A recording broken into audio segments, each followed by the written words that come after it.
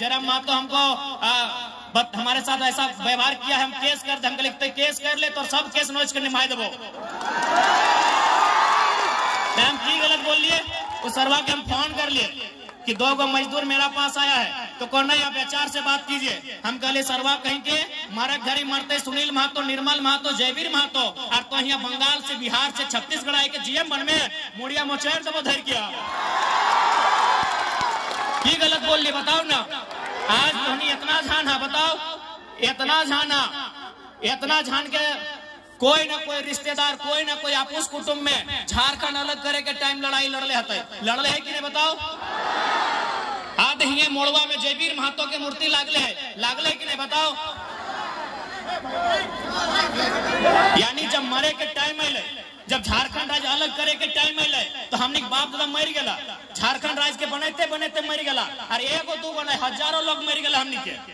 ये तो देख ले, तोर केवल मांडू विधानसभा में देख ले, जयवीर महतो, अगर बिशुनगढ़ जी भात एक के गांव में शनिचर महतो, साईनाथ महतो, केवल महतो, मोहर महतो, सोहर महतो, एक के गांव में, एक ही गांव में 7 गो लोग 8 गो लोग मर गया, कटाई गया, तब जाके झारखंड राज्य बनले। ककर खातिर पैसा वहां सबके खातिर झारखंड राज्य, कि बंगाल वालन के खातिर झारखंड राज्य, कि उड़ीसा छत्तीसगढ़ वालन खातिर झारखंड राज्य। बताओ ककर खातिर हमने राज्य बने लिए। आज इस राज्य के बनवे खातिर कभी बिरसा भगवान के बलिदान गए, कभी शेख भिखारी, कभी तिलका मांझी, कभी रघुनाथ महतो, कभी निर्मल दा, कभी विनोद बिहारी के संघर्ष देखल गए। ककर खातिर झारखंड राज्य बनले बताओ तो। बस की कुछ आदमी के न झारखंड के कुछ आदमी के विधायक बने खातिर झारखंड राज्य हमने बने बताओ। नहीं तो नहीं बताओ कि कुछ आदमी के केवल विधायक बने खातिर झारखंड राज्य बनल, या हमार पढ़ल लिखल भाई बहन सब के BDO CO दरोगा बने खातिर झारखंड राज्य बनल, अखनी के कंपनी कोलियरी में पदाधिकारी बने खातिर झारखंड राज्य बनल, अखनी के GM HR सुपरवाइजर बने खातिर झारखंड राज्य बनल, अखनी के मजिस्ट्रेट बने खातिर झारखंड राज्य बनल। तो नहीं बताओ काहे बनल आखिर झारखंड राज्य, ककर खातिर बनल आज झारखंड राज्य। आज हमनी के शिक्षा के बात कर ले, आज हमनी के स्वास्थ्य के बात कर ले, आज हमनी के रोजगार के बात कर ले, हर एक जगह हमनी नीचू जा रही है। इसलिए आज तोहनी से आग्रह करबो और साथ साथ एक विनती जरूर करबो, अगर आज अपन लड़ाई के नहीं लड़ा तो आने वाला दिन, आने वाला पीढ़ी लड़े ले भी नहीं पारतो। ई खातिर लड़े नहीं पारतो कि अभी कम से कम हमने बुझबो कराई है कि आंदोलन की लगल, अभी कम से कम हमने बुझबो कराई है कि विनोद बाबू टेकलाल महतो की काम कर ले हलाई। अभी हमने कम से कम समझ रखा है कि झारखंड राज्य अलग करे में हमारे बाप दादा के गर्दन कटैले, लेकिन आने वाला पीढ़ी मोबाइल में इतना व्यस्त भइए तो कि ओकरा समझ में ना आए तो कि दुनिया की लगो। इसलिए तोरा आज लड़ना हो, आज अपन अधिकार के जानना हो, समझना हो, और ओकर अपन आने वाला पीढ़ी के खातिर ओकर अधिकार के सुरक्षित करे खातिर तोरा आज अपन अगर बलिदान दिए पड़तो तो भी पीछे नहीं हटना हो, और अपन नेता भी चुने हतो तो पीछे नहीं हटना हो। इस बात के तो तैयारी कर ले। जहां तक मांडू के सवाल है, मांडू में सबसे ज्यादा अगर कुछ समस्या है तो विस्थापन की समस्या है। मांडू में अगर समस्या है तो भूमि अधिग्रहण की समस्या है, क्योंकि मांडू में लगभग 19 से 20 गो कोलियरी है। कि गलत बोलो, 19 गो 20 गो कोयला के खदान मांडू में केवल है। क्यों कोयला के खदान कोई नदी में है कि हवा में है कि कोई पहाड़ में है, ककरो जमीन में है। आज हमने इस झारखंड के बनवे खातिर केवल अपन पूर्वज के बलिदान नहीं दिलिए, अपन जमी बारी खेत खरिहान हमने सब दे दिलिए। अभी देख ले हाल फिलहाल एक रोड बन रहा लो, भारत माला योजना है, हिंदी से ही पार बह रहा लो ना। बताओ अभी जो नया 6 लाइन रोड बन रहा लो तो हनिए बताओ कितना मुआवजा मिल रहा है। 6,000 रुपया डिसमिल, कहीं 8,000 रुपया डिसमिल, कहीं 10,000 रुपया डिसमिल। अरे 8,000 रुपया 10,000 रुपया हमरा समझ में आवे ना कि दीदी सब महीना दिन में खाली शैम्पू में उतना खर्चा कर दे। यानी बाप दादा के जमीन 6,000 रुपया में खत्म, बाप दादा के जमीन 6,000 में खत्म। तो बता ये सब गलत नियम है कि नहीं? इसीलिए आवाज उठाने वाला नेता चाहिए। आज अगर संसद में हमने तगड़ा नेता रहते, आज यहाँ के जो सांसद लगो वो कहीं ना कहीं बड़ा बड़ा आदमी से अगर दोस्ती हो, केवल व्यापारी आदमी से अगर दोस्ती हो, अगर कोई मतलब ना हो कि खेती जब कर रहा है अगर जमीन में कोयला के खदान बने, चाहे अगर जमीन में कोई बड़का रोड बने, कोई मतलब ना हो। अगर मतलब रहते तो संसद भवन में इस बात के उठे कि कम से कम मुआवजा 50,000 रुपया प्रति डिसमिल होना चाहिए। कि गलत बोला यो? एक काम संसद करतल कि मुआवजा 50,000 रुपया प्रति डिसमिल, और दूसरा काम मुख्यमंत्री करतल कि जितना भी जीएम लैंड और रसीद करतल। जीएम लैंड ककरो बाप के नहीं लगे, जीएम लैंड ककरो बाप के नहीं लगे, जीएम लैंड हमनी बाप के लगे।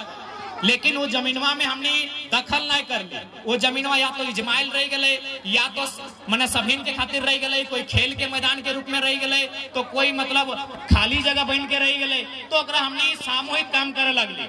जीएम लैंड कोई सरकार के नहीं लगे, कोई सरकार के बाप के नहीं लगे जीएम लैंड। जीएम लैंड भी हमनी के बाप दादा के लगे। लेकिन आज जबकि वर्तमान में जो सरकार है हेमंत सोरेन के सरकार, वो अपन मैनिफेस्टो घोषणा पत्र में बोलल रहे कि जब हम सरकार में आए तो जीएम लैंड के रसीद काटबे, और जीएम लैंड के रसीद किसान के फेवर में काटबे। लेकिन बहुत ही दुर्भाग्य की बात है कि आज भी जीएम लैंड के बहाने हमने जमीन के लूट रहा है। आज बिहान हम 45 कांटा में मैदान में अपन जनता दरबार लगावले हलिए, वहाँ भी बहुत सारा आदमी अपन समस्या लेके आए, और सबके समस्या ले दे के जमीन के समस्या कि हमार जमीन कोई और लिखाई ले लो, हमार जमीन के बदले कोई और नौकरी ले लो, इस प्रकार के समस्या लेके आए। इसलिए जब तक एक बढ़िया सरकार न है, तो जब तक बढ़िया सांसद विधायक मंत्री नहीं बनतो, इन समस्या के समाधान न है। तो इसलिए आज तोहनी के इस बात के कहला लियो, मांडू विधानसभा से हमने के मजबूत प्रत्याशी रहता है, और आशीर्वाद दिया ताकि वो अकेले मांडू के सारा समस्या के विधानसभा में परिचय करता है, और तो हक अधिकार से कभी समझौता नहीं करता।